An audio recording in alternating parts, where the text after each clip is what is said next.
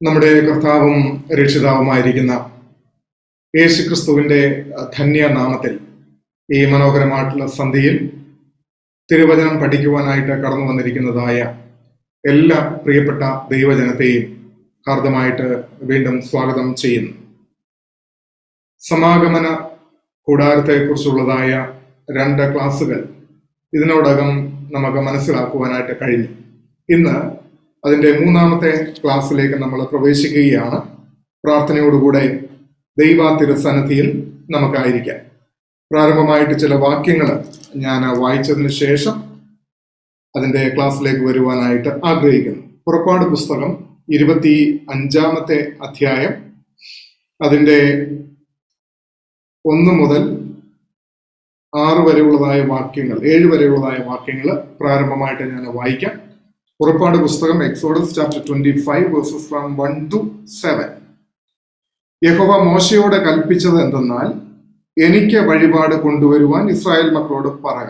നല്ല മനസ്സോടെ തരുന്ന ഏവനോടും നിങ്ങൾ എനിക്ക് വേണ്ടി വഴിപാട് വാങ്ങണം. അവരോട് വാങ്ങേണ്ടുന്ന വഴിപാടോ പൊന്ന്, വെള്ളി, താമ്രം, നീലനൂൽ, ധൂമ്രനൂൽ, ചുവപ്പുനൂൽ, പഞ്ഞിനൂൽ, കോലാട്ടുരോമം, ചുവപ്പിച്ച ആട്ടുകൊറ്റന്തോൽ, തകശുതോൽ, കതിരമരം, വിളക്കിന് എണ്ണ, അഭിഷേക തൈലത്തിനും പരിമളധൂപത്തിനും സുഗന്ധവർഗം, എഫോദിനും മാർപതക്കത്തിനും പതിപ്പാൻ ഗോമേതക കല്ല്, രത്നങ്ങൾ എന്നിവ തന്നെ. അവസാനത്തെ ക്ലാസ്സിൽ നമ്മൾ പഠിച്ച് നിർത്തിയപ്പോൾ യഹോവയായ ദൈവം മോശയെ സീനായി പർവ്വതത്തിൽ വിളിച്ച് കയറ്റി അവരോടൊപ്പം തനിക്ക് പാർക്കുവാൻ ആവശ്യമായിരിക്കുന്നതായിട്ടുള്ള സമാഗമന കൂടാരം എപ്രകാരം നിർമ്മിക്കണം എന്നുള്ളതിനെ കുറിച്ചുള്ളതായ ഗൈഡൻസ് കൊടുക്കുന്നത് നമ്മൾ കണ്ടു. അതിലാദ്യമായിട്ട് ആവശ്യപ്പെടുന്നത്, നിങ്ങളുടെ നടുവിൽ എനിക്ക് വസിക്കണം, നിങ്ങളുടെ മധ്യത്തിൽ വസിപ്പാൻ വേണ്ടി എനിക്കൊരു കൂടാരം തയ്യാറാക്കണമെന്നുള്ളതാണ് 8-ാമത്തെ വാക്യത്തിൽ നിന്ന് നമ്മൾ കണ്ടത്. അതിനാവശ്യമായ സാധന സാമഗ്രികൾ എന്തൊക്കെയാണ് എന്നുള്ളതാണ് ഇവിടെ ആദ്യമായിട്ട് നമ്മൾ കാണാനായിട്ട് പോകുന്നത്. അപ്പോൾ കഴിഞ്ഞ ക്ലാസ്സിൽ നമ്മൾ അവസാനം പഠിച്ചു നിർത്തിയപ്പോൾ ഓരോരുത്തൻ അവര് വഴിപാട് കൊണ്ടുവരണം എന്നുള്ള കാര്യം നമുക്ക് കാണാനായിട്ട് കഴിഞ്ഞു. മോശയോട് കൽപ്പിക്കുന്നത് എന്താണ്? എനിക്ക് വഴിപാട് കൊണ്ടുവരുവാൻ ഇസ്രായേൽ മക്കളോട് പറയുക.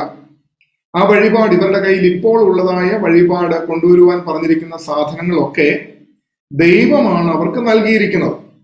മിസ്രൈമിൽ നിന്ന് അവർ പോരുമ്പോൾ മിസ്രൈമിൽ നിന്ന് അവരെ ചോദിച്ച്, അല്ലെങ്കിൽ മിസ്രൈമർക്ക് അവരോട് കൃപ തോന്നി അവർ കൊടുത്തതായിട്ടുള്ള കാര്യങ്ങളാണ് ഇപ്പോൾ അവരുടെ കയ്യിലുള്ളത്. അവരുടെ കയ്യിലുള്ള ഗോൾഡും സിൽവറും ബ്രോൺസും അതുപോലെ രത്നങ്ങളും വിലയേറിയ കല്ലുകളും ഇതെല്ലാം അവിടെ നിന്ന് അവർക്ക് ലഭിച്ചിരിക്കുന്നതാണ്. അപ്പൊ ദൈവമാണ് ഇത് അവർക്ക് നൽകിയത് എന്നുള്ളത് ഓർമ്മിപ്പിച്ചു. ദൈവം ആവശ്യപ്പെടുമ്പോൾ ദൈവരാജ്യത്തിന്റെ കെട്ടുപണിക്ക് വേണ്ടി അത് വിട്ടുകൊടുക്കണം എന്നുള്ളതും മനുഷ്യനുമേൽ ദൈവം ആക്കി വച്ചിരിക്കുന്ന ഒരു കൽപ്പനയാണ് എന്നുള്ളതും നമ്മൾ കഴിഞ്ഞ ക്ലാസ്സിൽ കണ്ടു. അപ്പോൾ ഇന്ന് നമ്മൾ അവിടെ നിന്ന് ചിന്തിച്ച ഒരു ആത്മീക അർത്ഥമുണ്ടായിരുന്നു. ദൈവം ഇന്ന് നമുക്ക് നൽകിയിരിക്കുന്ന എല്ലാ നന്മകളും നമ്മുടെ കൈയോ മെയ്യോ ബുദ്ധിയോ കൊണ്ടോ ശക്തി കൊണ്ടോ ഉണ്ടാക്കിയതല്ല, മറിച്ച് ദൈവം നമുക്ക് തന്നതായിട്ടുള്ള ദാനങ്ങളാണ്. ഈ ദൈവിക ദാനങ്ങൾ ദൈവരാജ്യത്തിന്റെ കെട്ടുപണിക്ക് വേണ്ടി നല്ല മനസ്സോടുകൂടെ വിട്ടുകൊടുക്കേണ്ടതാണ് എന്ന് കഴിഞ്ഞ ക്ലാസ്സിൽ നമുക്ക് പഠിക്കാനായിട്ട് കഴിയും. ഇനി അതിന്റെ തുടർച്ചയിലേക്ക് പോവുകയാണ്. ഈ സമാഗമന കൂടാരം എന്ന് പറഞ്ഞിരിക്കുന്നതായ ഈ ഭഗീരഥമായിട്ടുള്ള ഒരു പ്രയത്നത്തിന് വേണ്ടുന്ന മെറ്റീരിയൽസ്, സാധന സാമഗ്രികളെ കുറിച്ചുള്ള ഒരു ലിസ്റ്റ് കർത്താവ് ഇവിടെ മോശയ്ക്ക് കൊടുക്കുന്നുണ്ട്.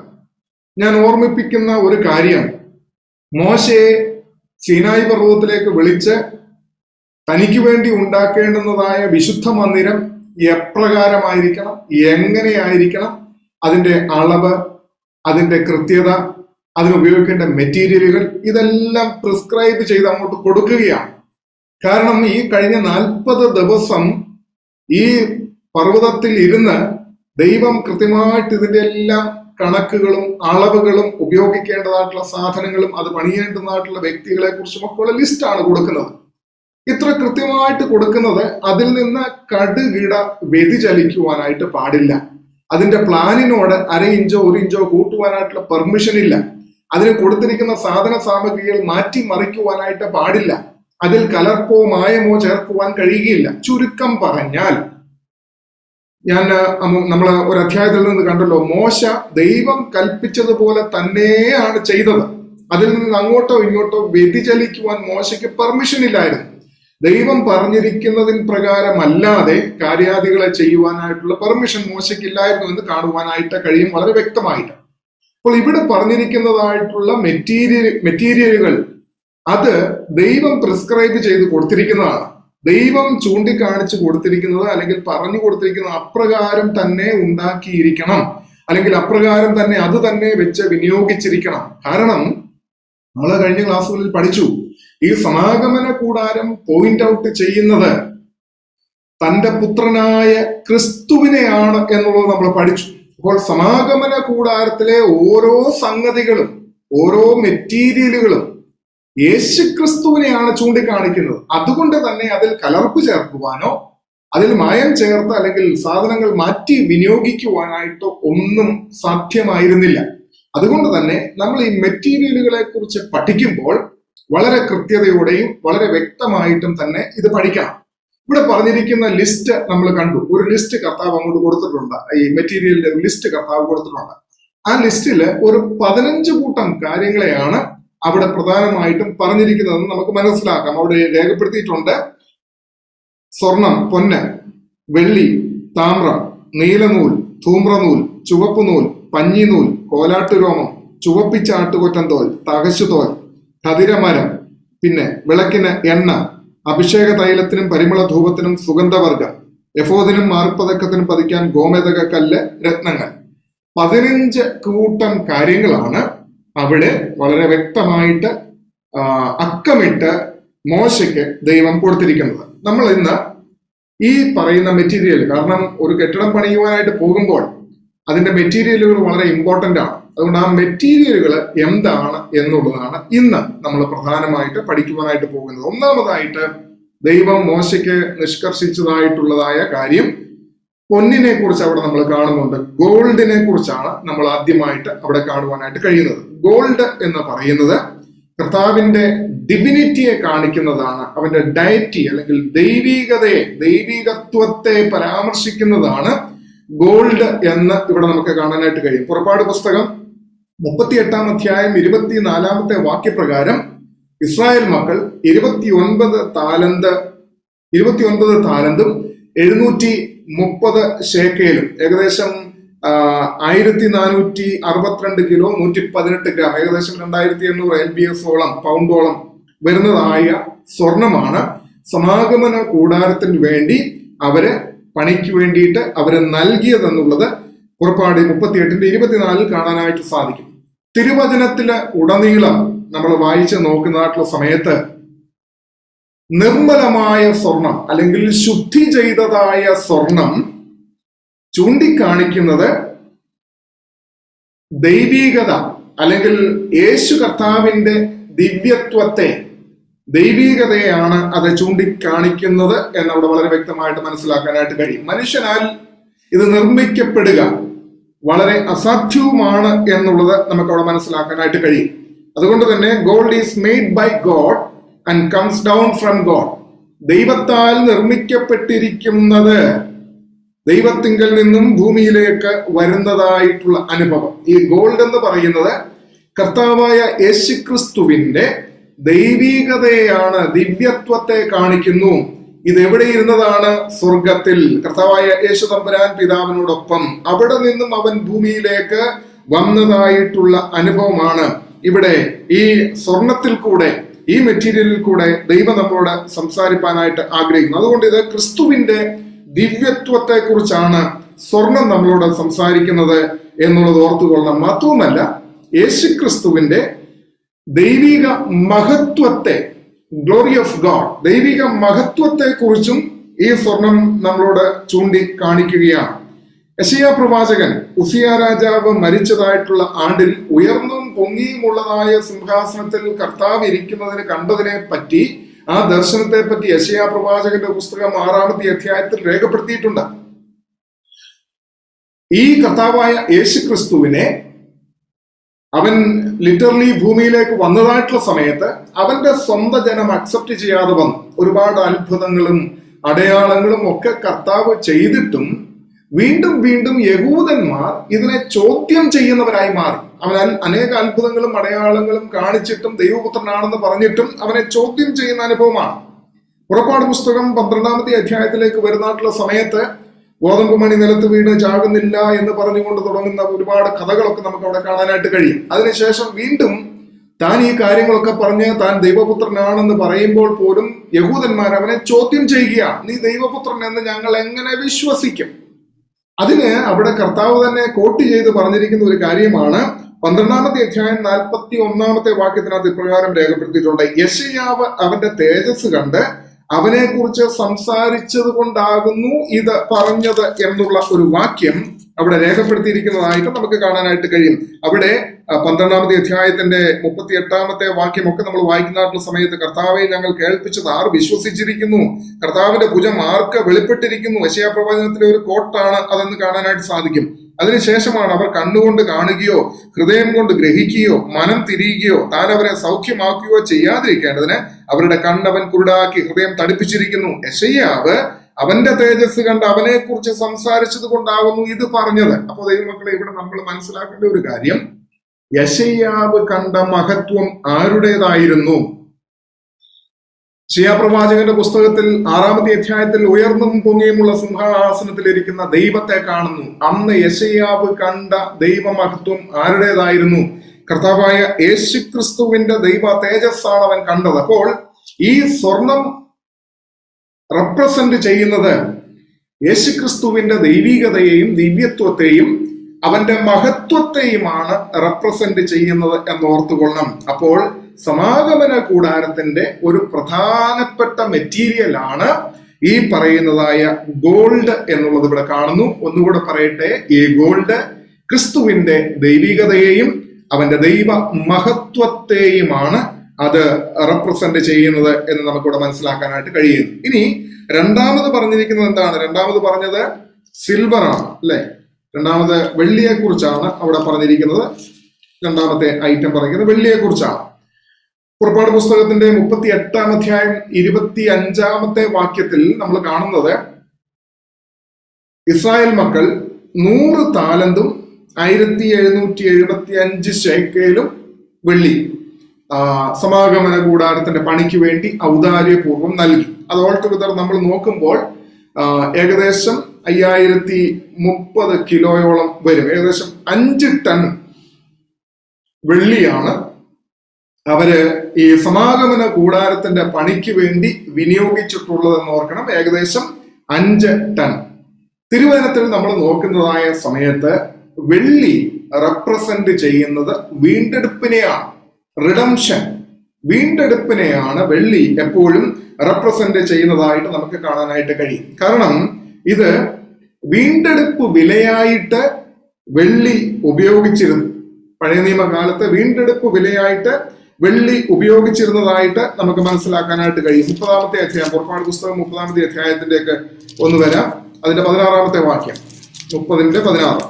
ഈ പ്രായച്ചിത്ത ദ്രവ്യം നീ ഇസ്രായേൽ മക്കളോട് വാങ്ങി സമാഗമന കൂടാരത്തിന്റെ ശുശ്രൂഷയ്ക്കായി കൊടുക്കണം. നിങ്ങളുടെ ജീവന് വേണ്ടി പ്രായച്ചിത്തം കഴിക്കേണ്ടതിന് അത് യഹോവയുടെ മുമ്പാകെ ഇസ്രായേൽ മക്കൾക്ക് വേണ്ടി ഒരു ജ്ഞാപകം ആയിരിക്കണം. 11-ാമത്തെ വാക്യം മുതൽ നിങ്ങൾ വായിച്ചെങ്കിൽ മാത്രമേ അത് നിങ്ങൾക്ക് മനസ്സിലാക്കുവാനായിട്ട് കഴിയത്തുള്ളൂ. 12-ാമത്തെ വാക്യം മുതൽ നോക്കാം. ഇസ്രായേൽ മക്കളുടെ ജനസംഖ്യ എടുക്കേണ്ടതിന് അവരെ എണ്ണുമ്പോൾ അവരുടെ മധ്യേ ബാധ ഉണ്ടാകാതിരിക്കാൻ അവരിൽ ഓരോരുത്തൻ താന്റെ ജീവന് വേണ്ടി യഹോവയ്ക്ക് വീണ്ടെടുപ്പ് വില കൊടുക്കണം. ആ വീണ്ടെടുപ്പ് വില എത്ര ആണെന്നുള്ളത് പറയുന്നുണ്ട് 13-ാമത്തെ വാക്യത്തിൽ. 1/2 ശേക്കേൽ കൊടുക്കണം. ശേക്കേൽ എന്ന ഇത് 20 ഗേര എന്നും അവിടെ പറഞ്ഞിട്ടുണ്ട്. അപ്പോൾ വീണ്ടെടുപ്പ് വിലയാണ്, പ്രായച്ചിത്ത ദ്രവ്യമാണ് ഈ വെള്ളി എന്ന് നമുക്കറിയാം. ഒരിക്കൽ ദാവീദ് ജനസംഖ്യ എണ്ണി നോക്കുന്ന കഥ നമുക്കറിയാവുന്നതാണ്. ദാവീദ് ജനസംഖ്യ എണ്ണി നോക്കി കഴിഞ്ഞപ്പോൾ എന്താണ്? നന്മയ്ക്ക് പകരം തിന്മയാണ് സംഭവിച്ചത്. യഹോവയുടെ പ്രതികാരം അവിടെ ഉണ്ടാവുകയാണ്. 3 തരത്തിലുള്ളതായ പ്രതികാരം അവിടെ വരുവാനായിട്ട് ഇടയായി തീർന്നു. അതിനകത്ത് ഒന്ന് നീ ചൂസ് ചെയ്തോളാൻ പറഞ്ഞു. അങ്ങനെയാണ് മഹാമാരി ചൂസ് ചെയ്ത് കുറെ എണ്ണം അവിടെ മരിക്കുന്നതെന്നുള്ളത് ഓർത്തുകൊള്ളാം. അന്ന് എന്താണ് സംഭവിച്ചത്? ഈ പറയുന്നതായ നിയമം അവിടെ പ്രാബല്യത്തിലാക്കിയില്ല. ഈ നിയമം അവിടെ പ്രാബല്യത്തിലാക്കാതെ, ഏത് നിയമം? ഓരോരുത്തന്റെ താന്താന്റെ ജീവന് വേണ്ടി യഹോവയ്ക്ക് വീണ്ടെടുപ്പ് വില കൊടുക്കണം, അതായത് 1/2 ശേക്കെൽ വെച്ച് വെള്ളി കൊടുക്കണം എന്നുള്ളതായ തത്വം, നിയമം ദാവീദിന്റെ കാലത്ത് ദാവീദ് നടപ്പിലാക്കാഞ്ഞത് കൊണ്ടാണ് ദൈവകോപം അവന്റെ മേലേക്ക് ഇറങ്ങുന്നത്, അല്ലെങ്കിൽ ഇസ്രായേൽ മക്കളുടെ മേൽ അന്ന് ഇറങ്ങിയത് എന്നുള്ളത് നമ്മൾ ഓർത്തുകൊള്ളണം. അപ്പോൾ സിൽവർ കാണിക്കുന്നത് വീണ്ടെടുപ്പിനെയാണ്, പ്രായശ്ചിത്ത ദ്രവ്യത്തെയാണ് അത് കാണിക്കുന്നതെന്ന് ഓർത്തുകൊള്ളണം. മാത്രമല്ല, ഈ ടാബർനാക്കിൾ, ഈ തിരുനിവാസം നിൽക്കുന്നത് സൈഡിലെല്ലാം പലകകൾ അടിച്ചിട്ടുണ്ട്. അപ്പോൾ ഈ പലകകളുടെ ചുവട്, ഒരു പലകയ്ക്ക് 2 ചുവട് വെച്ചാണ് വെച്ചിരിക്കുന്നത്. ഈ 2 ചുവടുകൾ അത് ഉറപ്പിച്ചിരിക്കുന്നത് വെള്ളിയിലാണ്, ഈ സോക്കറ്റിലാണ്, വെള്ളി സോക്കറ്റിലാണ് അതിന്റെ ചുവടുകൾ ഉറപ്പിച്ചു വെച്ചിരിക്കുന്നത് എന്നുള്ളത് നമുക്ക് കാണാനായിട്ട് കഴിയും. അതായത് വെള്ളി വീണ്ടെടുപ്പ് കൊടുത്ത്, അല്ലെങ്കിൽ വീണ്ടെടുപ്പ് വിലയായിട്ട്, മറുവിലയായിട്ട് കൊടുത്താണ് ദൈവം തന്റെ ജനത്തെ വാങ്ങിയിരിക്കുന്നത്. വെള്ളി വീണ്ടെടുപ്പിന്റെ വിലയാണ്. ദൈവജനം ഈ ലോകത്തിൽ തന്നെയാണ് ആയിരിക്കുന്നത്. സമാഗമന കൂടാരം മരുഭൂമിയിൽ തന്നെയാണ് ആയിരിക്കുന്നത്. എന്നാൽ സമാഗമന കൂടാരം മരുഭൂമിയിൽ ആയിരിക്കുന്നു എങ്കിലും അത് വീണ്ടെടുപ്പിന്റെ പുറത്താണ് നിൽക്കുന്നത്. ഭൂമിയുമായിട്ട്, ലോകവുമായിട്ട് അതിന് ബന്ധമില്ല. ലോകത്തിൽ തന്നെ ആയിരിക്കുന്നുവെങ്കിലും ലോകത്തിൽ നിന്ന് സെപ്പറേറ്റ് ചെയ്യപ്പെട്ട അനുഭവത്തെയാണ് അത് കാണിക്കുന്നതെന്ന് ഓർത്തോളൂ. എന്ന് പറഞ്ഞാൽ, കർത്താവായ യേശുക്രിസ്തുവിന്റെ രക്തത്താൽ വിലയ്ക്ക് വാങ്ങപ്പെട്ടിരിക്കുന്ന നാം ഓരോരുത്തരും ഈ ലോകത്തിൽ തന്നെ ജീവിക്കുന്നു എങ്കിൽ പോലും ഈ ലോകത്തിൽ നിന്ന് നമ്മൾ സെപ്പറേറ്റ് ചെയ്യപ്പെട്ടവർ ആയിരിക്കണമെന്നുള്ളതാണ് വെള്ളി സോക്കറ്റുകൾ, ഈ പലകകൾ നിൽക്കുന്നത്, കതിരമര പലകകൾ നിൽക്കുന്നത് വെള്ളി സോക്കറ്റിന്മേലാണ്, ഡയറക്റ്റ് ഭൂമിയിലല്ല നിൽക്കുന്നത്. അവരെ വിലയ്ക്ക് വാങ്ങി സെപ്പറേറ്റ് ചെയ്യപ്പെട്ടവരാണ് എന്നോർത്തുകൊള്ളും. നമുക്കറിയാമല്ലോ, യോസഫിന്റെയും യേശു കർത്താവിന്റെയും കഥ നമുക്കറിയാം. യോസഫിനെ വിറ്റ കാശ് എത്രനായിരുന്നു? 20 വെള്ളിക്കാശിന് വിറ്റു.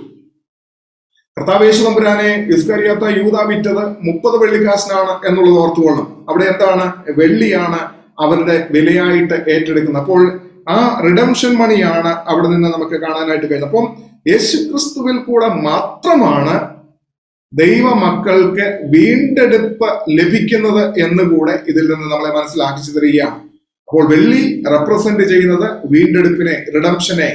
ഈ വീണ്ടെടുപ്പ് സാധ്യമാകുന്നത് കർത്താവായ യേശുക്രിസ്തുവിൽ കൂടെ മാത്രമാണ് ഈ വീണ്ടെടുപ്പ് സാധ്യമാകുന്നത്. മർക്കോസിന്റെ സുവിശേഷം 10-ാമത്തെ അധ്യായം 45-ാമത്തെ വാക്യത്തിലേക്കൊക്കെ വരുമ്പോൾ പാപികൾക്ക് വേണ്ടി താൻ മറുവിലയായി കൊടുക്കുന്നതിനെ ഇത് കാണിക്കുന്നു എന്നുള്ളത് അവിടെ നിന്ന് നമുക്ക് മനസ്സിലാക്കാം. അപ്പോൾ ഒന്ന്, ദൈവമഹത്വത്തെ, ദൈവ തേജസ്സിനെ കാണിക്കുന്നുവെങ്കിൽ, രണ്ടാമത്തേത് കർത്താവിന് കൂടെയുള്ളതായ വീണ്ടെടുപ്പ്, ദൈവമക്കൾക്കുള്ളതായ വീണ്ടെടുപ്പിനെയാണ് ഈ സിൽവർ നമുക്ക് കാണിച്ചു തരുന്നത്. ഇനി മൂന്നാമത്തെ കാര്യത്തിലേക്ക് നമുക്ക് പോകാം. മൂന്നാമതായിട്ട് അവിടെ ഉപയോഗിച്ചിരിക്കുന്നത് ബ്രോൺസിനെ കുറിച്ചാണ് പറയുന്നത്. ഈ ബ്രോൺസ് ഉപയോഗിച്ചിരിക്കുന്നതിനെ കുറിച്ചാണ് നമ്മൾ മൂന്നാമതായിട്ട് അവിടെ പഠിക്കാനായിട്ട് പോകുന്നത്. താമ്രം. ഏകദേശം 38-ാമത്തെ അധ്യായം 29-ാമത്തെ വാക്യത്തിൽ പ്രകാരം 70 താലന്തും 2400 ശേക്കയിലും അത്രത്തോളം എന്താ പറയുക, ഈ ബ്രോൺസ്, താമ്രം ഇതിന്റെ പണിക്ക് വേണ്ടിയിട്ട് ഉപയോഗിച്ചിട്ടുണ്ട്. ഏകദേശം 3790 കിലോ അത്രത്തോളം വരുന്നാട്ടിലെ താമ്രമാണ് ഇതിന്റെ പണിക്ക് വേണ്ടിയിട്ട് ഉപയോഗിച്ചിരിക്കുന്നത്. ബ്രോൺസിന്റെ പ്രത്യേകത എന്താകുന്നു എന്ന് ചോദിച്ചാൽ, ഇതെവിടെയാണ് ഉപയോഗിക്കുന്നത്? സാധാരണയായി കൂടുതൽ ബലവും അതുപോലെ തന്നെ കൂടുതൽ ഹീറ്റ് റെസിസ്റ്റൻസും വേണ്ടിയതായിട്ടുള്ള പ്രതലങ്ങളിലാണ് ഈ ബ്രോൺസ് ഉപയോഗിക്കുന്നത്. കൂടുതൽ ബലം ആവശ്യമായിരിക്കുന്നിടത്ത് കൂടുതൽ ഹീറ്റ് റെസിസ്റ്റൻസ്. നമുക്കറിയാമല്ലോ, ഇന്നത്തെ നോൺ സ്റ്റിക് സാധനങ്ങളൊക്കെ വാങ്ങിക്കുന്നായിട്ടുള്ള സമയത്ത് ഈ ഒരു സെക്കൻഡ് ഒന്ന് വെയിറ്റ് ചെയ്യണം നിങ്ങൾ.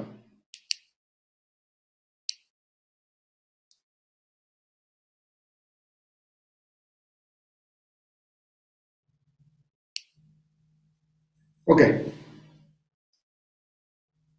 നമ്മൾ ഈ നോൺ സ്റ്റിക് പാത്രങ്ങളൊക്കെ വാങ്ങിക്കുന്നായിട്ടുള്ള സമയത്ത് അതിന്റെ അടിഭാഗം ശ്രദ്ധിച്ചു കഴിഞ്ഞാൽ അറിയാം ബ്രോൺസ് കൊണ്ടാണ് ഉണ്ടാക്കിയിരിക്കുന്നത്. കാരണം എന്താണെന്ന് ചോദിച്ചു കഴിഞ്ഞാൽ നല്ല തീയിലൊക്കെ അത് വെക്കേണ്ടതാണ് എപ്പോഴും.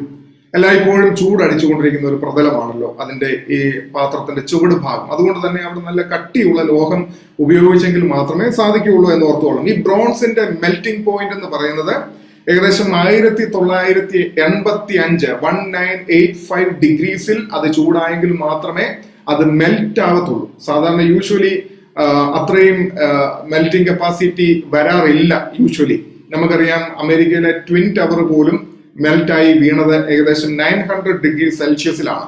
അപ്പോൾ അതിനെക്കാട്ടിലും ഹീറ്റ് റെസിസ്റ്റ് ചെയ്യുവാൻ കഴിവുള്ളതാണ് ഈ താമ്രം എന്നുള്ളത് ഓർത്തുകൊള്ളാം. ഈ താമ്രം ഏറ്റവും കൂടുതൽ സമാഗമന കൂടാരത്തിൽ ഉപയോഗിച്ചത് യാഗപീഠം ഉണ്ടാക്കുന്നതിന് വേണ്ടിയിട്ടാണ്. താമ്ര യാഗപീഠമാണ് അവിടെ ഉണ്ടാക്കിയത് എന്ന് നമുക്ക് കാണാനായിട്ട് കഴിയും. ഈ താമ്ര യാഗപീഠത്തിന്റെ പ്രത്യേകത എന്താകുന്നു എന്ന് ചോദിച്ചു കഴിഞ്ഞാൽ, ശക്തമായിട്ടുള്ള തീയുടെയും ചൂടിന്റെയും സാന്നിധ്യം എപ്പോഴും ഈ യാഗപീഠത്തിൽ ഉണ്ടായിരുന്നതായിട്ട് നമുക്ക് കാണാനായിട്ട് കഴിയും. ശക്തമായിട്ട്, കാരണം നിരന്തര ഹോമയാഗം അർപ്പിച്ചുകൊണ്ടിരിക്കുന്നതായിട്ടുള്ള അവസ്ഥയാണ് സമാഗമന കൂടാരത്തിൽ. അപ്പോൾ ഈ യാഗപീഠത്തിൽ എപ്പോഴും നിരന്തര ഹോമയാഗം അത് ഇങ്ങനെ അണയാതെ കത്തി ജ്വലിച്ചുകൊണ്ടിരിക്കുകയാണ്. ഒരു വലിയ ഹീറ്റ് റെസിസ്റ്റൻസ് ഉണ്ടെങ്കിൽ മാത്രമേ അത് പറ്റുകയുള്ളൂ എന്നുള്ളത് ഓർത്തുകൊള്ളാം. ഈ ബ്രോൺസ് കാണിക്കുന്നത് എന്തിനെ റെപ്രസെന്റ് ചെയ്യുന്നു എന്ന് ചോദിച്ചു കഴിഞ്ഞാൽ, ഇത് ന്യായവിധിയെ റെപ്രസെന്റ് ചെയ്യുകയാണ്. ദൈവിക ന്യായവിധി, ഗോഡ്സ് ജഡ്ജ്മെന്റിനെയാണ് ഇത് റെപ്രസെന്റ് ചെയ്യുന്നതെന്ന് നമുക്ക് മനസ്സിലാക്കാനായിട്ട് സാധിക്കുന്നു. മാത്രമല്ല, യേശുക്രിസ്തുവിന്റെ ഒരു ദിവ്യമായിട്ടുള്ളതായ സ്വഭാവത്തെ കൂടെ ഇത് റെപ്രസെന്റ് ചെയ്യുന്നതായിട്ടാണ് നമ്മളിവിടെ മനസ്സിലാക്കുന്നത്. അതായത് ഒരു സിൻ ഓഫറിംഗ് ആയി, ഒരു പാപ യാഗത്തിൽ കൂടെ ദൈവത്തിന്റെ കോപാഗ്നിയെയും ദൈവിക വിശുദ്ധിയെയും ദൈവിക നീതിയെയും സ്വയം ഏറ്റെടുത്ത കർത്താവിനെ റെപ്രസെന്റ് ചെയ്യുക. അതായത് ദൈവകോപം, ആ കോപത്തീയിൽ വെന്തെരിഞ്ഞവനാണ് നമ്മുടെ കർത്താവ്. ആ ദൈവകോപത്തെ താങ്ങുവാൻ കർത്താവായ യേശുക്രിസ്തുവിന് മാത്രമേ കഴിയുമായിരുന്നുള്ളൂ. അതുകൊണ്ടാണ് ഈ ന്യായവിധി ഫേസ് ചെയ്യുവാൻ മനുഷ്യനെ കൊണ്ട് സാധ്യമല്ല.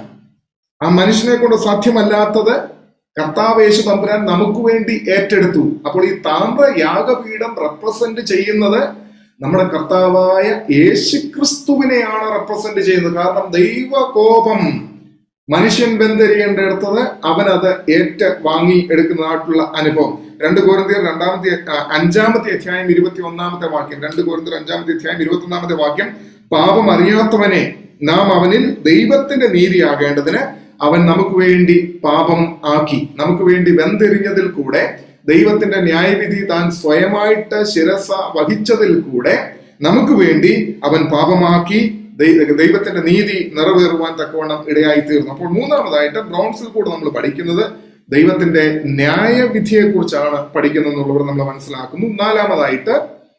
നാലാമതായിട്ട് അവിടെ പറഞ്ഞിരിക്കുന്നത് നൂലുകളെ കുറിച്ചാണ്, ത്രെഡുകളെ കുറിച്ച് അവിടെ നമുക്ക് കാണാനായിട്ട് കഴിയുന്നത്. പിന്നെ പറഞ്ഞിരിക്കുന്നത് 4-ാമത്തെ വാക്യത്തിനകത്ത് നീലനൂൽ, ധൂമ്രനൂൽ, ചുവപ്പ് നൂൽ, പഞ്ഞിനൂൽ, ഇങ്ങനെ ഒരു 3-4 കൂട്ടം നൂലുകളെ കുറിച്ച് അവിടെ പറഞ്ഞിരിക്കുന്നു. അതിനകത്ത് ഒന്നാമത്തേനകത്ത് നമുക്ക് നോക്കാം. നീലനൂൽ, ബ്ലൂ ത്രെഡിനെ കുറിച്ചാണ് പറഞ്ഞിരിക്കുന്നത്. ഈ നീലനൂൽ എന്തിനെ റെപ്രസെന്റ് ചെയ്യുന്നു? അത് സ്വർഗീയ പ്രകൃതിയെ കാണിക്കുന്നതാണ്, സ്വർഗീയതയെ കാണിക്കുന്നതാണ്, അല്ലെങ്കിൽ സ്വർഗീയ കളറിനെ കാണിക്കുന്നതാണ് ഈ നീല നൂൽ എന്ന് പറയുന്നത്. അതായത് ഹീബ്രു വേർഡില് ഈ ബ്ലൂ എന്ന് പറഞ്ഞിരിക്കുന്നത് ഷെൽഫിഷ് എന്ന് പറയുന്നതായിട്ടുള്ള ഒരു കക്കയിൽ നിന്ന് വരുന്നതായ ഒരു വിലയേറിയ മനോഹരമായിട്ടുള്ള ഒരു കളറാണ്. ആ കളറ് ഉപയോഗിച്ചിട്ടാണ് ഈ നീല നൂൽ അവരെ ഡൈ ചെയ്ത് എടുത്തിരിക്കുന്നതെന്ന് ഉള്ളതാണ് നമുക്ക് പഠിക്കാനായിട്ട് സാധിക്കുന്നത്. ബ്ലൂ എന്ന് പറയുന്നത് it's represents heaven, colour of sky എന്നുള്ളത് നമുക്ക് കാണാം. അപ്പോൾ blue represents colour of heaven, colour of sky. At the same time blue represents the above, ഉയരത്തിൽ നിന്നുള്ളത് എന്നുള്ള അർത്ഥം കൂടെ ഈ ബ്ലൂ, നീല നൂൽ എന്നുള്ളതിന് നമുക്ക് കൊടുക്കുവാനായിട്ട് കഴിയും. അതായത് ടാബർനാക്കിളിൽ ഉടനീളം പല കാര്യങ്ങൾക്കകത്ത്, നമ്മളിനി പഠിച്ചുകൊണ്ടിരിക്കുന്നുണ്ട്, ഇതെല്ലാം മനസ്സിലാക്കും. പല കാര്യങ്ങൾക്കകത്ത് ഈ നീല നൂലിനെ കുറിച്ച്, നീല നിറത്തെ കുറിച്ച് പറയുന്നതായിട്ട് നമുക്ക് കാണാം. ഇതെന്താണ് നമ്മളെ ഓർമ്മിപ്പിക്കുന്നത്? ഈ നീല നൂലിൽ കൂടെ ദൈവം എന്താണ് നമ്മളോട് പറയുവാനായിട്ട് ആഗ്രഹിക്കുന്നത്? മനുഷ്യന്റെ ഡെസ്റ്റിനേഷൻ ലോകമല്ല, മറിച്ച് സ്വർഗം ആണ്. അത് നമ്മളെ കൂടെ സമാഗമന കൂടാരത്തിൽ ഈ നീല നൂൽ എന്നുള്ളതായ നീല നിറത്തെ കുറിച്ച് പരാമർശിക്കുമ്പോൾ മനുഷ്യനെ ഓർമ്മിപ്പിക്കുവാൻ ദൈവം ആഗ്രഹിക്കുന്നു. ഈ നീല നൂൽ സ്വർഗീയ പ്രകൃതിയെ കാണിക്കുന്നു. മനുഷ്യൻ ഈ ലോകത്തിനുള്ളവനല്ല.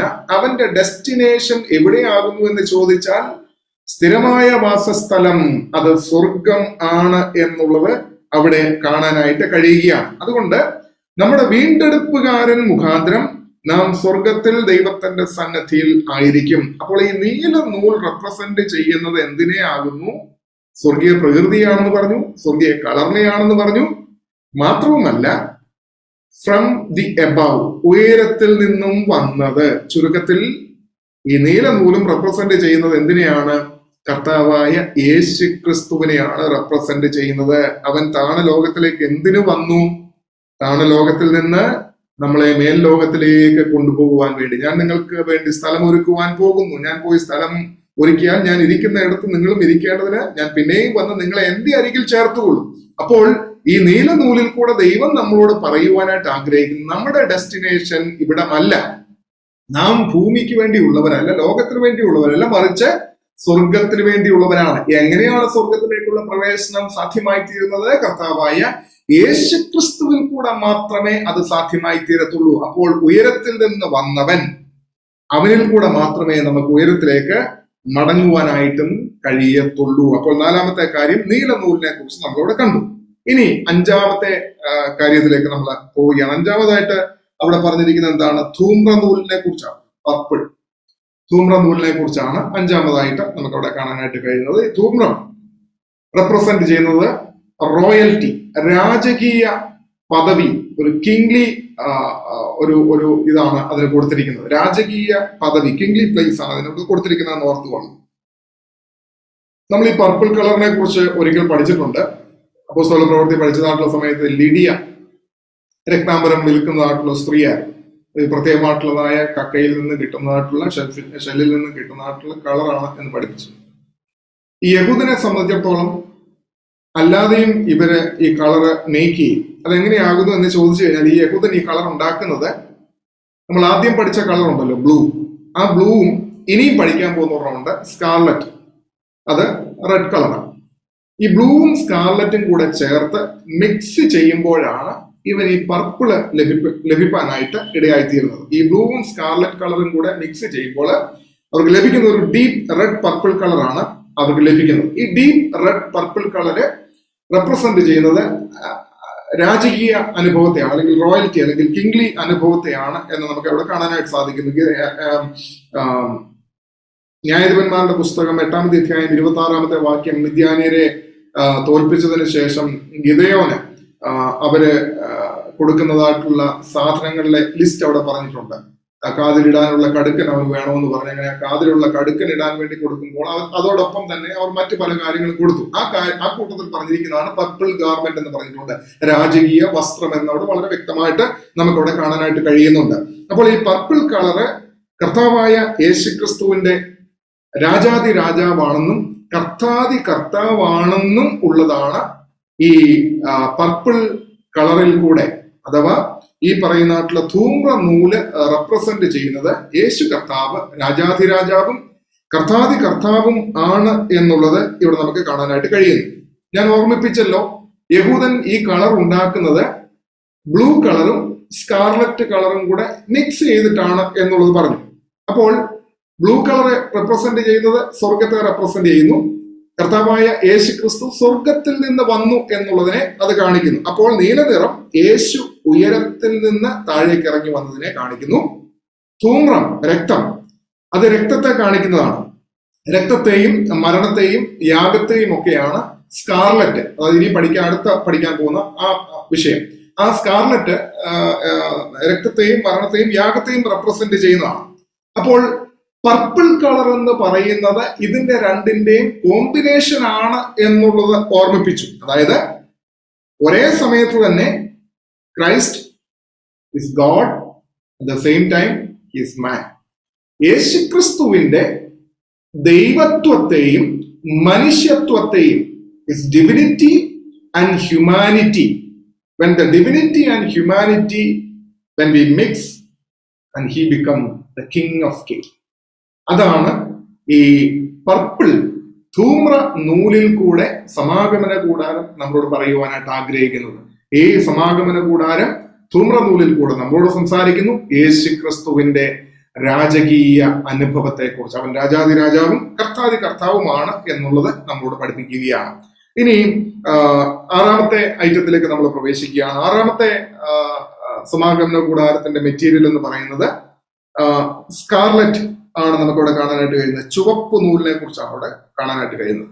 ഈ സ്കാർലറ്റ് റെപ്രസെന്റ് ചെയ്യുന്നത് സാക്രിഫൈസിനെയാണ്, അതായത് രക്തം ചൊരിഞ്ഞുള്ളതായ യാഗത്തെയാണ് ഈ സാക്രിഫൈസ്, ഈ സ്കാർലറ്റ് അല്ലെങ്കിൽ ഈ ചുവപ്പ് നിറം കാണിക്കുന്നത് എന്നുള്ളത് ഓർത്തോളം.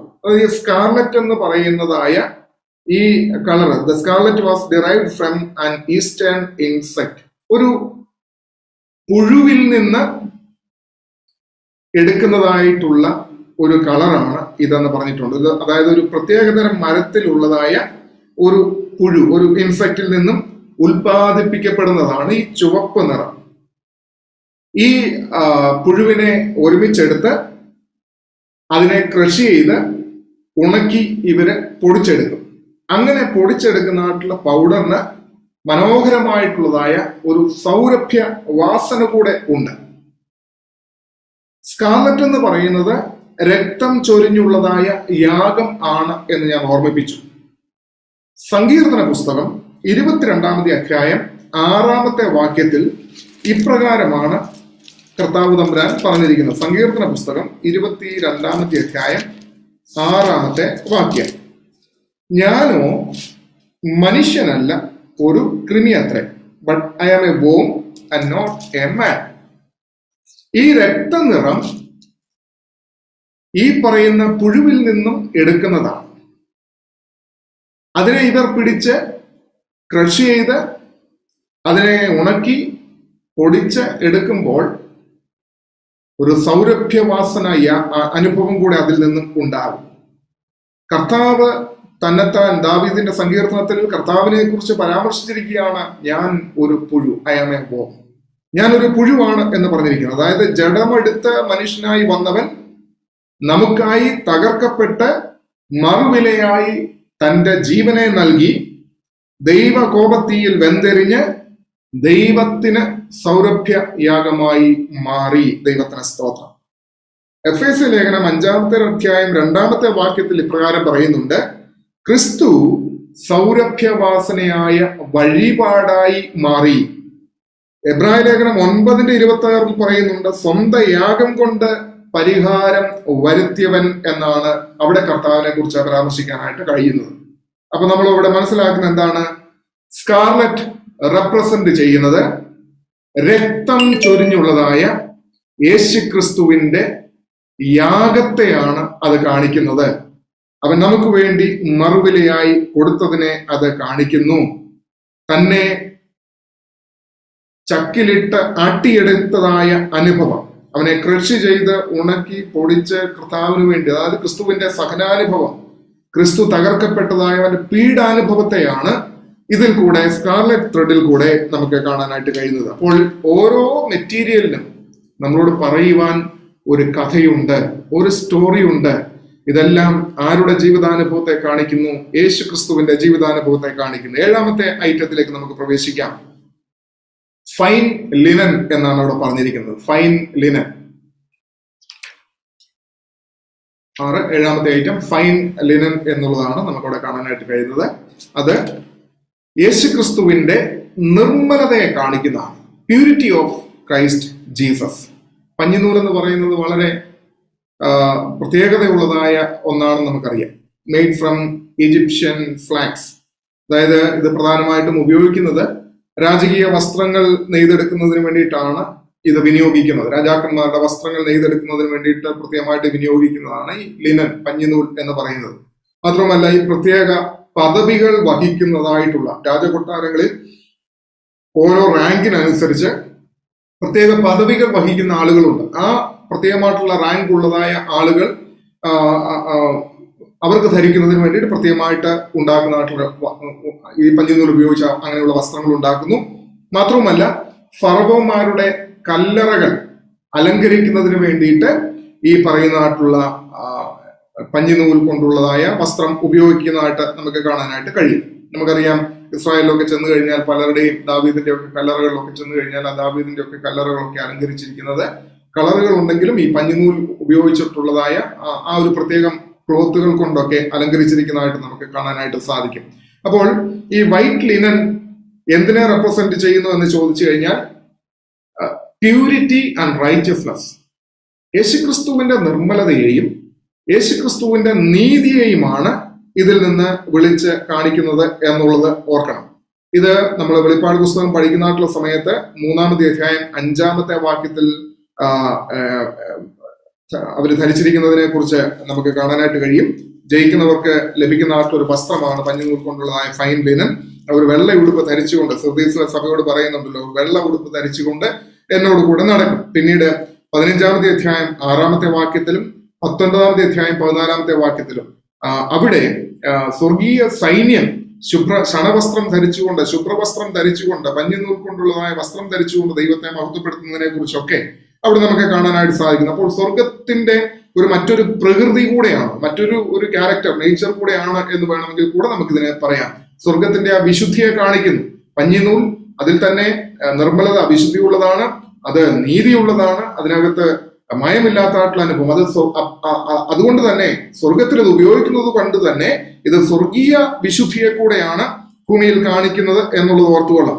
ഇത് ക്രിസ്തുവുമായിട്ട് നമ്മൾ ബന്ധപ്പെടുത്തുമ്പോൾ എപ്രകാരമാണ് ഇത് നമുക്ക് പ്രത്യേകമായി തോന്നുന്നത് എന്ന് ചോദിച്ചു കഴിഞ്ഞാല്, യേശുക്രിസ്തു, Jesus the son of man, at the same time was spotless, pure and sinless. ദൈവപുത്രനാണ്, എന്നാൽ ദൈവപുത്രൻ കളങ്കമില്ലാത്തവൻ, നിർമ്മലൻ, പാപമില്ലാത്തവൻ. 1 യോഹന്നാൻ 3-ാമത്തെ അധ്യായം 3 മുതൽ 5 വരെയുള്ളതായ വാക്യങ്ങൾ നമ്മൾ വായിച്ചാൽ മാത്രം മതി. അപ്പോൾ ഈ പഞ്ഞിനൂല്, ഈ പറയുന്നതായിട്ടുള്ള ഫൈൻ ലിനൻ, യേശുക്രിസ്തുവിന്റെ കളങ്കമില്ലായ്മയെ കുറിച്ച്, അവന്റെ നിർമ്മലതയെ കുറിച്ച്, അവന്റെ പാപമില്ലായ്മയെ കുറിച്ചാണ് നമ്മളോട് പറഞ്ഞു തരുന്നത് എന്നോർത്തുകൊള്ളണം. ഇനിയും ഓരോ കാര്യങ്ങൾ പഠിക്കുന്നതായിട്ടുള്ള സമയത്ത് ഈ സാധനങ്ങളൊക്കെ എവിടെയാണ് ഉപയോഗിച്ചിരിക്കുന്നത് എന്നുള്ളത് കൂടെ നമ്മൾ പഠിക്കുമ്പോൾ കുറച്ചുകൂടെ നമുക്ക് ക്ലിയർ ആയിട്ട് മനസ്സിലാക്കാൻ കൂടെ സാധിക്കുമെന്നുകൂടെ ഈ സമയത്ത് ഓർമ്മിപ്പിക്കട്ടെ. അതുകൊണ്ട് ഫൈൻ ലിനൻ ക്രിസ്തുവിന്റെ നിർമ്മലതയെ, അവന്റെ നീതിയെ കാണിക്കുന്നതാണ് എന്ന് നമുക്ക് കാണാനായിട്ട് കഴിയും. 8-ാമതായിട്ട് പറഞ്ഞിരിക്കുന്നത് ഗോഡ്സ് ഹെയറിനെ കുറിച്ചാണ് അവിടെ പറഞ്ഞിരിക്കുന്നത്. പഞ്ഞിനൂല് കഴിഞ്ഞിട്ട് കോലാട്ട് രോമം, ഗോഡ്സ് ഹെയർ എന്നുള്ളതാണ് ഇനി നമ്മൾ കാണിക്കുന്നത്. ആടുകൾ പണ്ട് കാലങ്ങളിൽ അന്നും ഇന്നും വളരെ സാധാരണയായിട്ടുള്ളത് ചില കാര്യങ്ങൾക്കാണ് വളരെ അസാധാരണമായിട്ടുള്ളത്. അതിന്റെ ആടിന്റെ പാല്, ആടിന്റെ മീറ്റ്, അതുപോലെ തന്നെ ആടിന്റെ സ്കിന്ന്. ഈ കോലാട്ട് കൊറ്റന്റെ രോമം എന്ന് പറയുന്നതും വളരെ ഉപയോഗിക്കുന്നതായിട്ടുള്ള അനുഭവമാണ്. മാത്രമല്ല ഇതിന്റെ ഹെയർ വളരെ നീളമുള്ളതാണ്. ഇതിന്റെ ഈ രോമത്തിന്, കോലാട്ടുകൊറ്റന്റെ രോമത്തിന് അല്പം നീളമുള്ളത് ആയതുകൊണ്ട് തന്നെ അത് വസ്ത്രം നെയ്യുവാനായിട്ടൊക്കെ അവരെ ഉപയോഗിക്കുന്നതായിട്ടുള്ളൊരു അനുഭവമുണ്ട്. മാത്രവുമല്ല, ആട്, കോലാട്ടുകൊറ്റൻ എന്ന് പറയുന്നത്, കോലാട്ടു രോമം, ഈ കോലാട് എപ്പോഴും ഒരു യാഗമൃഗം കൂടെയാണ് എന്നുള്ളത് നമുക്കറിയാം. ആട് എപ്പോഴും ഒരു യാഗമൃഗമാണ്. കർത്താവായ യേശു ക്രിസ്തുവിനെ വേദപുസ്തകത്തിൽ പല പ്രാവശ്യം ലോകത്തിന്റെ പാപം ചുമക്കുന്ന ദൈവത്തിന്റെ കുഞ്ഞാട്, അറുക്കപ്പെട്ട കുഞ്ഞാട് എന്നുള്ള നിലയിൽ പല സമയങ്ങളിൽ ഉപമിച്ചിട്ടുണ്ട് എന്നുള്ളത് നമുക്കറിയാം. ടാബർനാക്കിളിന്റെ പുറത്ത്, നമ്മളത് പഠിക്കാനായിട്ട് വരുന്നതേ ഉള്ളൂ, ഈ ടാബർനാക്കിൾ, അതായത് തിരുനിവാസത്തെ മൂടുശീലയുണ്ട്. ആ മൂടുശീല പല മൂടുശീലകൾ ഉപയോഗിച്ചാണ്, അല്ലെങ്കിൽ പല മെറ്റീരിയലുകൾ ഉപയോഗിച്ചിട്ടുള്ളതായ മൂടുശീലകളാണ് ഉപയോഗിക്കുന്നത്. അതിനകത്ത് രണ്ടാമത് അതിനെ കവർ ചെയ്തിരിക്കുന്നതായ മൂടുശീലയാണ് ഈ ആട്ട് രോമം കൊണ്ട്, കോലാട്ട് രോമം കൊണ്ട് ഉണ്ടാക്കിയിരിക്കുന്നതായിട്ടുള്ള ഈ മൂടുശീല. ഈ പറയുന്നത് പോലെ തിരുനിവാസത്തിന്റെ കവർ ചെയ്യുന്നതിന് വേണ്ടി രണ്ടാമത്തേതായിട്ട് ഉപയോഗിച്ചിരിക്കുന്നതായിട്ടുള്ള കർട്ടനാണ് അത് എന്നുള്ളത് നമുക്ക് മനസ്സിലാക്കാനായിട്ട് കഴിയും. ഇത് എന്തിനെ റെപ്രസെന്റ് ചെയ്യുന്നു എന്ന് ചോദിച്ചു കഴിഞ്ഞാൽ യേശു ക്രിസ്തുവിന്റെ ഹ്യൂമിലിറ്റിയെ, അവന്റെ താഴ്മയെ, അവന്റെ വിനയത്തെ, അതോടൊപ്പം തന്നെ അവന്റെ ദാരിദ്ര്യത്തെയും അത് റെപ്രസെന്റ് ചെയ്യുന്നതായിട്ട് നമുക്ക് മനസ്സിലാക്കാം. ആടുകളുടെ തോൽ ധരിക്കുന്നത് സമൂഹത്തിലെ ദരിദ്രന്മാരായിരുന്നു എന്നുള്ളത് നമുക്ക് മനസ്സിലാക്കാനായിട്ട് സാധിക്കും. അല്ലെങ്കിൽ പീഡിപ്പിക്കപ്പെടുന്നതായിട്ടുള്ള അനുഭവങ്ങളിലും അവരുടെ ദാരിദ്ര്യത്തിന്റെ എക്സ്ട്രീം ലെവലൊക്കെ കാണിക്കുവാൻ വേണ്ടിയിട്ടാണ് അത് ഉപയോഗിച്ചിരുന്നത്. എബ്രായ ലേഖനം 11-ാമത്തെ അധ്യായം 37-ാമത്തെ വാക്യം നമുക്കൊന്ന് വായിക്കാം. എബ്രായ ലേഖനം 11-ാമത്തെ അധ്യായം 37-ാമത്തെ വാക്യത്തിനകത്ത് ഇപ്രകാരം പറയുന്നുണ്ട്: കല്ലേറേറ്റു, ഈർച്ചവാളാൽ അറുക്കപ്പെട്ടു, പരീക്ഷിക്കപ്പെട്ടു, വാളാൽ കൊല്ലപ്പെട്ടു, ജടയാടുകളുടെയും കോലാടുകളുടെയും തോൽ ധരിച്ചു, ബുദ്ധിമുട്ടും ഉപദ്രവവും കഷ്ടവും സഹിച്ചു. ഒരു പീഡനത്തിന്റെ ഭാഗമായി കൂടെ ഈ പറയുന്നതായിട്ടുള്ള കോലാട്ട് തോൽ ധരിക്കുന്നതായിട്ടുള്ള അനുഭവം സമൂഹത്തിൽ താഴേക്കിടയിൽ ഏറ്റവും തീരെ ദരിദ്രരായിട്ടുള്ളവർ ധരിക്കുന്നതായിട്ടുള്ള വസ്ത്രം കൂടെ ആയിരുന്നു ഈ കോലാട്ട് തോൽ കൊണ്ടുണ്ടാക്കിയിരിക്കുന്നതായിട്ടുള്ള, അതിന്റെ തുകൽ കൊണ്ടുണ്ടാക്കിയിരുന്നതായിട്ടുള്ള വസ്ത്രം എന്ന് നമുക്ക് ഇവിടെ കാണാനായിട്ട് കഴിയുന്നു. മാത്രവുമല്ല, ഈ ആടിന്റെ അനുഭവത്തിൽ നിന്ന്, ഈ ഗോഡ്സ് ഹെയറിൽ നിന്ന് ദൈവം നമ്മളോട് യേശു ക്രിസ്തുവിനെ കുറിച്ച് സംസാരിക്കുവാനായിട്ട് ആഗ്രഹിക്കുന്നത് ഈ ഹെയർ ആടിൽ നിന്ന് കട്ട് ചെയ്ത് മാറ്റും, സെപ്പറേറ്റ് ചെയ്യും. ആടിൽ നിന്നും അതിന്റെ രോമം വേർതിരിച്ച് വസ്ത്രം ഉണ്ടാക്കുന്നത് പോലെ. കാരണം ആടിന് വേണ്ടിയിട്ടല്ല ആടിന്റെ രോമം കൊണ്ടുള്ളതായ വസ്ത്രം ഉണ്ടാക്കുന്നത്, അത് മറ്റുള്ളവർക്ക് വേണ്ടിയിട്ടാണ്. ആടിന്റെ രോമം കൊണ്ട് വസ്ത്രം ഉണ്ടാക്കുന്നത് മറ്റുള്ളവർക്ക് വേണ്ടിയിട്ടാണ് എന്ന് പറഞ്ഞതുപോലെ കർത്താവായ യേശു ക്രിസ്തു മറ്റുള്ളവർക്ക് കവറിങ് ആകുവാൻ, മറ്റുള്ളവർക്ക് രക്ഷയാകുവാൻ വേണ്ടി അവൻ യാഗമായി മാറിയതിനെയാണ് ഇവിടെ നമുക്ക് ഈ ഗോഡ്സ് ഹെയറിൽ കൂടെ മനസ്സിലാക്കുവാനായിട്ട് സാധിക്കുന്നത് എന്നും കൂടെ ഓർത്തുകൊള്ളാം. മാത്രവുമല്ല, സമാഗമന കൂടാരത്തിൽ ഡേ ഓഫ് അറ്റോൺമെന്റിന്റെ നാളിൽ, മഹാപാപ പരിഹാര ദിവസം, അന്ന് മാത്രമേ മഹാപുരോഹിതന് അതിവിശുദ്ധ സ്ഥലത്തേക്ക് യാഗമർപ്പിച്ച മൃഗത്തിന്റെ രക്തവുമായിട്ട് അതിലേക്ക് പ്രവേശിപ്പാനായിട്ട് കഴിയും. അങ്ങനെ ഒരു വർഷത്തിൽ ഒരിക്കൽ മാത്രമേ, മഹാപാപ പരിഹാര ദിവസം മാത്രമേ മഹാപുരോഹിതന് ഇതിനുള്ളിലേക്ക് പ്രവേശിപ്പാൻ കഴിയൂ. അങ്ങനെ അവിടെ കയറി ഈ രക്തത്തുള്ളികൾ അതിവിശുദ്ധ സ്ഥലത്തിരിക്കുന്ന പെട്ടകത്തിന്മേൽ തളിച്ചതിന് ശേഷം ഇറങ്ങി വന്ന് പ്രാകാരത്തിൽ നിൽക്കുന്നതായിട്ടുള്ള സ്കേപ്പ് ഗോട്ട്, ആ ഗോട്ടിന്റെ തലയിൽ കൈവയ്ക്കും. ആ തലയിൽ കൈവച്ച് കഴിഞ്ഞാൽ ഇസ്രായേലിന്റെ പാപം മുഴുവനും അതിന്റെ മേൽ ചുമത്തുകയാണ്. അങ്ങനെ ചുമത്തപ്പെടുന്നതായിട്ടുള്ള ഈ സ്കേപ്പ് ഗോട്ട് പിന്നീട് മരുഭൂമിയിലേക്ക് ആ ശാപവും വഹിച്ചുകൊണ്ട് പോകുന്നതായിട്ടുള്ള അനുഭവത്തെ നമുക്ക് കാണാനായിട്ട് കഴിയും. വിശുദ്ധ വേദപുസ്തകത്തിൽ അത് മനസ്സിലാക്കാനായിട്ട് സാധിക്കും. ഇതെന്തിനെ കാണിക്കുന്നു എന്ന് ചോദിച്ചു കഴിഞ്ഞാൽ, ഇസ്രായേലിന്റെ പാപം വഹിച്ചുകൊണ്ട് പോകുന്ന കർത്താവായ യേശു ക്രിസ്തുവിനെ കുറിച്ച് യോഹന്നാൻ സ്നാപകൻ പറയുന്നത്, തന്റെ അടുത്ത് നിന്ന് ശിഷ്യന്മാരോട് പറയുന്നുണ്ട്, ഇതാ ലോകത്തിന്റെ പാപം ചുമക്കുന്ന ദൈവത്തിന്റെ കുഞ്ഞാണ്. അവൻ നമ്മുടെ പാപം മുഴുവൻ വഹിച്ചുകൊണ്ട് കാൽവറിയിലേക്ക് നടന്നുപോയ അനുഭവം. 2, അവൻ നമുക്ക് വേണ്ടി പാപയാഗമായി തീർന്നതായ അനുഭവം. അതാണ് ഇവിടെ നിന്ന് നമുക്ക് മനസ്സിലാക്കുവാനായിട്ട് കഴിയുന്നത്. സോ ഇത് നമ്മളെ കാണിക്കുന്നത് യേശുക്രിസ്തുവിന്റെ താഴ്മ, വിനയം, അവന്റെ ദാരിദ്ര്യം, അവൻ നമുക്ക് വേണ്ടി പാപമായി, ശാപമായി തീർന്നതായിട്ടുള്ള അനുഭവം. എ കേഴ്സ്ഡ് സിൻ ഓഫറിംഗ്, നമുക്ക് വേണ്ടി ശാപമായി മാറിയതായ ഒരു പാപയാഗത്തെ കുറിച്ചാണ് ഗോഡ്സ് ഹെയറിൽ കൂടെ നമുക്ക് കാണുവാൻ കഴിയുന്നത്. അപ്പോൾ കോലാട്ട് രോമം റെപ്രസെന്റ് ചെയ്യുന്നത് യേശുക്രിസ്തുവിന്റെ ഹ്യൂമിലിറ്റിയെ കാണിക്കുന്നു, അവന്റെ ദാരിദ്ര്യത്തെ കാണിക്കുന്നു. മാത്രവുമല്ല, നമുക്ക് വേണ്ടി അവൻ പാപയാഗമായി തീർന്നു, നമ്മുടെ ശാപം മുഴുവനും ഏറ്റ് അവൻ പാപയാഗമായി തീർന്ന് അത് ചുമന്നുകൊണ്ട് പോയ അനുഭവത്തെ കൂടെയാണ് ഈ ഗോഡ്സ് ഹെയറിൽ കൂടെ ദൈവം നമ്മളോട് സമാഗമന കൂടാരത്തിൽ കൂടെ സംസാരിക്കുന്നു. 9-ാമത്തെ കാര്യത്തിലേക്ക് വരാം. 9-ാമത്തെ കാര്യമായിട്ട് പറഞ്ഞിരിക്കുന്നത് ചുവപ്പിച്ച ആട്ടുകൊറ്റം തോൽ എന്നാണ് പറഞ്ഞിരിക്കുന്നത്. റാം സ്കിൻസ് ഡൈഡ് റെഡ്, ചുവപ്പിച്ചതായ ആട്ടുകൊറ്റം തോൽ. ഇതിനെക്കുറിച്ച് പറയുന്നത് സബ്സ്റ്റിറ്റ്യൂഷണറി സാക്രിഫൈസ് എന്നാണ് പറഞ്ഞിരിക്കുന്നത്. ആട്ടിൻകൂട്ടത്തിന്റെ നേതാവും അതിൽ തന്നെ വളർച്ച മുറ്റിയതായ ആടുമാണ് ഈ ആട്ടുകൊറ്റൻ, റാം എന്ന് പറയുന്നത് ഓർത്തോളണം. ആടുകളുടെ കൂട്ടത്തിൽ ആടുകളുടെ നേതാവ്, അതോടൊപ്പം തന്നെ പൂർണ്ണ വളർച്ചയെത്തിയതായിട്ടുള്ളതായ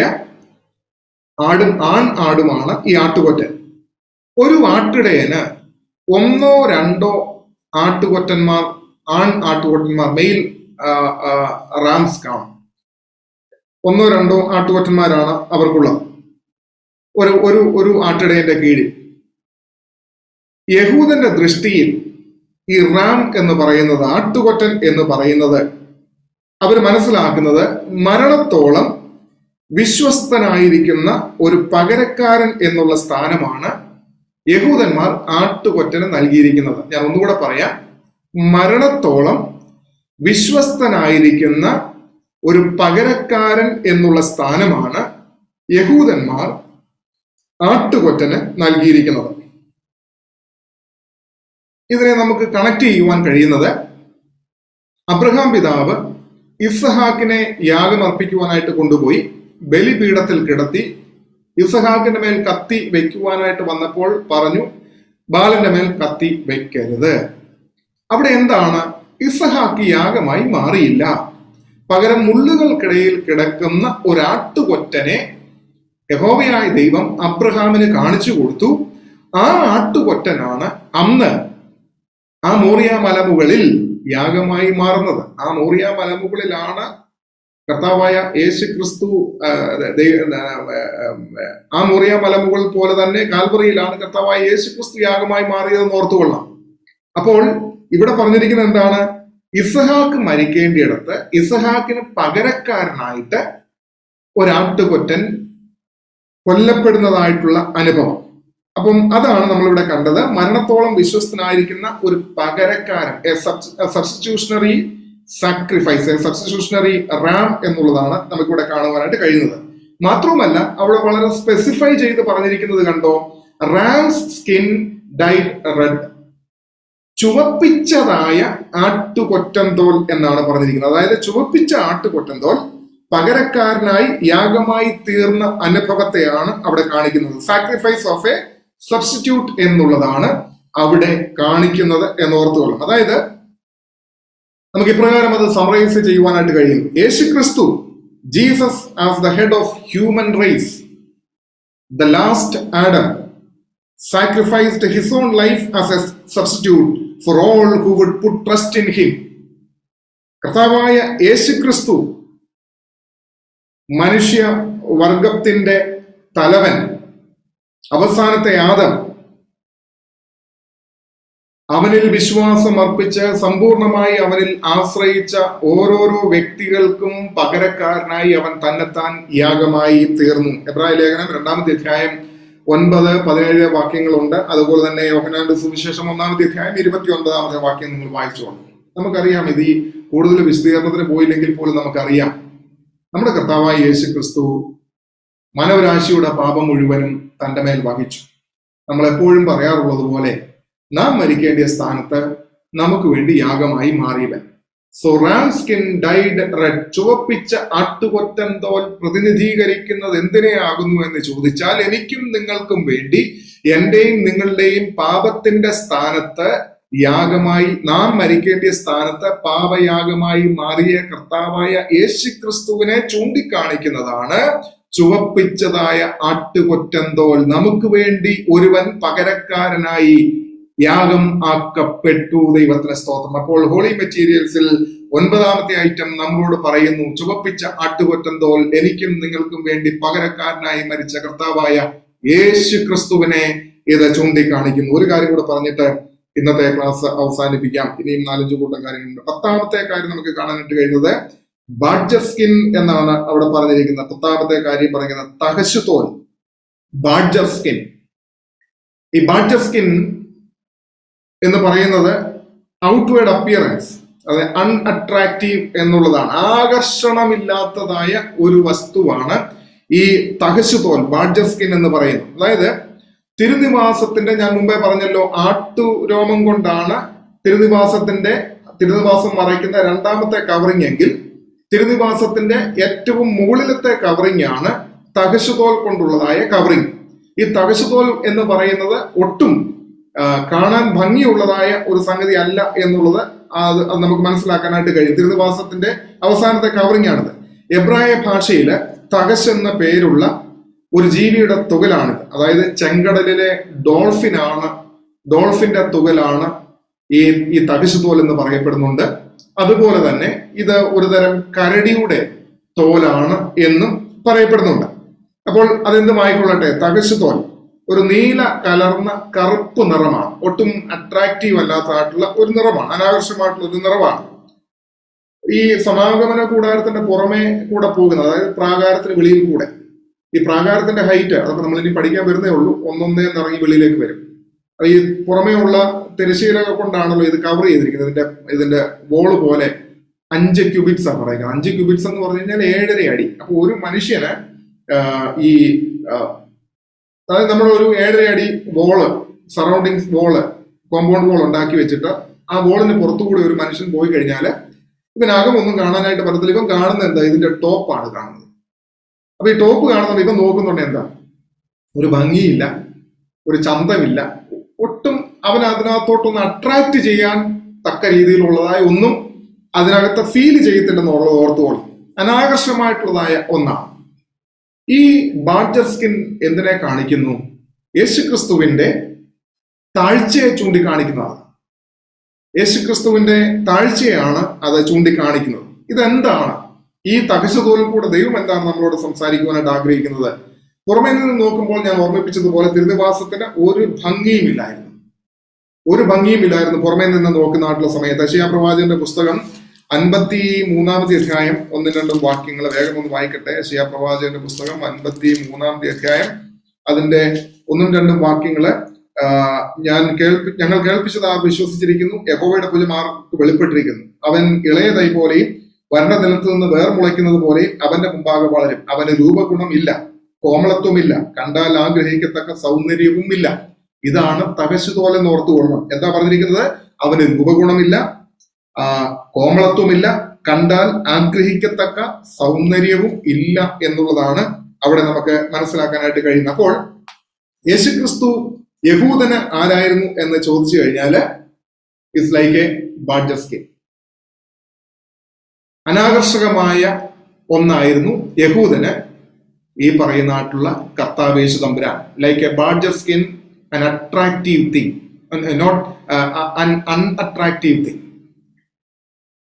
ലോകത്തിന് എന്തായിരുന്നു? ഒട്ടും വ്യത്യാസമില്ലായിരുന്നു. ലോകത്തിനെ സംബന്ധിച്ചിടത്തോളം എന്താണ്? Like a badger skin. ലോകത്തിനും യേശുക്രിസ്തുവിനെ അറിയാത്ത ഒരു വ്യക്തിയെ സംബന്ധിച്ചിടത്തോളം അവനൊരു അൺഅട്രാക്റ്റീവ് ആയിട്ടുള്ളതായ അനുഭവമായിരുന്നു. കാരണം യെശയ്യാ പറഞ്ഞല്ലോ, അവന് കോമളത്വമില്ല, രൂപഭംഗിയില്ല, കണ്ടാൽ ആകർഷിക്കത്തക്കതായിട്ടുള്ള ഭംഗിയുമില്ല എന്നുകൊണ്ട് പറഞ്ഞിരിക്കുക. ലോകത്തിന് ക്രിസ്തു അങ്ങനെയാണ്. യഹൂദനും ക്രിസ്തു അതായിരുന്നു. അതുകൊണ്ട് തന്നെയാണ് യഹൂദൻ അവനെ കൈക്കൊള്ളാഞ്ഞതും അവൻ സ്വന്തമായവരിലേക്ക് വന്ന് സ്വന്തമായവരും അവനെ കൈക്കൊണ്ടില്ല, അവൻ പുറത്തു പോകേണ്ടി വന്നു. ഇന്ന് ലോകം എന്തുകൊണ്ട് അവനെ കൈക്കൊള്ളുന്നില്ല? കാരണം എന്താണെന്നറിയാമോ ദൈവമക്കളെ? ഇവർ ഈ പ്രകാരത്തിന്റെ പുറത്തു നിന്നാണ് നോക്കുന്നത്. പുറത്തു നിന്ന് നോക്കുമ്പോൾ ക്രിസ്തുവിനെ കാണുമ്പോൾ, സമാഗമന കൂടാരത്തെ കാണുമ്പോൾ എന്താ? അൺഅട്രാക്റ്റീവ് ആണ്. ഇതിനകത്ത് ആകർഷിക്കത്തക്കതായിട്ടുള്ള ഒന്നും തോന്നുന്നില്ല. പക്ഷെങ്കിൽ അവന് വേണ്ടി സ്വന്തം ഹൃദയങ്ങളെ തുറന്നു കൊടുത്ത് അവനെ ജീവിതത്തിലേക്ക് അക്സെപ്റ്റ് ചെയ്യുന്ന വ്യക്തികൾക്ക് ഇവൻ ആരാണെന്ന് നമ്മൾ മനസ്സിലാക്കേണ്ടത്. അതായത് നമുക്ക് കർത്താവ് ആരാണ്?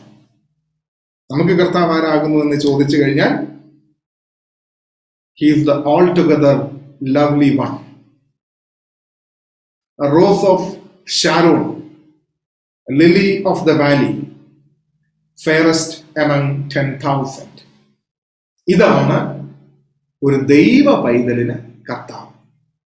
കാരണം സമാഗമന കൂടാരത്തിന്റെ പുറമേ നിന്ന് നോക്കുമ്പോൾ ഇതൊട്ടും അട്രാക്റ്റീവ് അല്ല. എന്നാൽ സമാഗമന കൂടാരത്തിന്റെ ഉള്ളിലേക്ക് പ്രവേശിക്കുന്നവൻ 84-ാമത്തെ സങ്കീർത്തനം 1-ാമത്തെ വാക്യം 1-2 വാക്യം അവൻ ഉള്ളിൽ അറിയാതെ പറഞ്ഞു പോകും. സൈന്യങ്ങളിലെ യഹോവേ, തിരുനിവാസം എത്ര മനോഹരം! എന്റെ ഉള്ളം യഹോവയുടെ പ്രാകാരങ്ങളെ വാഞ്ചിച്ച് മോഹിച്ച് പോകുന്നു. ദൈവത്തിന് സ്തോത്രം. അതിന് അർത്ഥം, അതിന് കാരണമുണ്ട് ദൈവമക്കളെ. പുറമേ നിന്ന് നോക്കുമ്പോൾ അൺഅട്രാക്റ്റീവ് ആണത്. എന്നാൽ അകത്ത് പ്രവേശിക്കുന്നവൻ നെഞ്ചത്ത് കൈവച്ച് വിളിച്ചു പോകും. കാരണം അതിന്റെ മനോഹാരിത നമ്മൾ പഠിക്കാനായിട്ട് പോകുന്നതേ ഉള്ളൂ. അതിന്റെ അകം എങ്ങനെയാണെന്നുള്ളത്.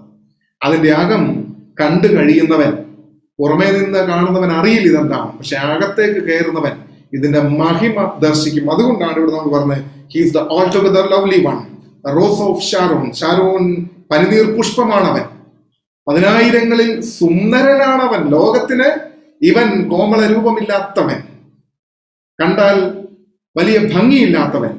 എന്നാൽ ഈ തിരുനിവാസത്തിന്റെ ഉള്ളിലേക്ക് പ്രവേശിക്കുന്നവൻ പറയുന്നത് എന്താണെന്ന് അറിയാമോ? അല്ലെങ്കിൽ കർത്താവായ യേശു ക്രിസ്തുവിന്റെ മഹത്വം ദർശിക്കുന്ന ഒരു ദൈവ പൈതലിന് he's the lily of the valley, he's the fairest among 10,000. 10,000ങ്ങളിൽ സുന്ദരൻ. ലോകത്തിന് ഈ സൗന്ദര്യം ദർശിക്കുവാനായിട്ട് കഴിയത്തില്ല എന്നുള്ളത് ഓർത്തുകൊള്ളണം. ലോകം പുറമേ നിന്ന് മാത്രമേ ക്രിസ്തുവിനെ കാണുന്നുള്ളൂ. എന്നാൽ ഞാനും നിങ്ങളും ഇവനെ അകമേ നിന്ന് കണ്ടിട്ടുണ്ട്. ഇവന്റെ അകം, ഇവന്റെ സൗന്ദര്യം ദർശിക്കുവാൻ കഴിയുന്നുണ്ട്. അതുകൊണ്ട് സമാഗമന കൂടാരത്തിന്റെ അകമെന്ന് പറയുന്നത്, അതിനകത്തേക്ക് പ്രവേശിക്കുന്നവൻ പിന്നീട് ഒരിക്കലും പുറത്തേക്ക് പോവുകയില്ല. അതുപോലത്തെ സൗന്ദര്യമാണ്. അതുകൊണ്ടാണ് സങ്കീർത്തനക്കാരൻ അപ്രകാരം പറഞ്ഞു, സൈന്യങ്ങളുടെ യഹോവേ തിരുനിവാസം എത്ര മനോഹരം, എന്റെ ഉള്ളം എന്റെ പ്രാകാരങ്ങളെ വാഞ്ചിച്ച് മോഹിച്ച് പോകുന്നു. ദൈവമക്കളെ, ഇന്നത്തെ പഠനം ഇവിടെ അവസാനിപ്പിക്കട്ടെ. 10 കൂട്ടം കാര്യങ്ങളാണ് പഠിച്ചത്. ഇനി ഒരു 4-5 കൂട്ടം കാര്യങ്ങൾ കൂടെ നമുക്ക് തുടർന്ന് പഠിക്കുവാനായിട്ടുണ്ട്. അടുത്ത ക്ലാസ് നമുക്ക് പഠിക്കാം. അതുകൊണ്ട് ഓരോ മെറ്റീരിയലിനും നമ്മളോട് ഓരോ കഥയാണ് പറയുവാനായിട്ടുള്ളത്.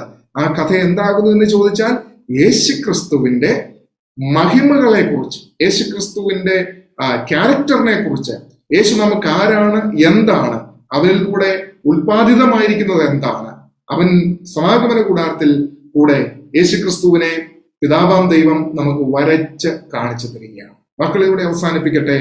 ദൈവം നമ്മെ എല്ലാവരെയും അനുഗ്രഹിക്കുമാറാകട്ടെ. ആമേൻ.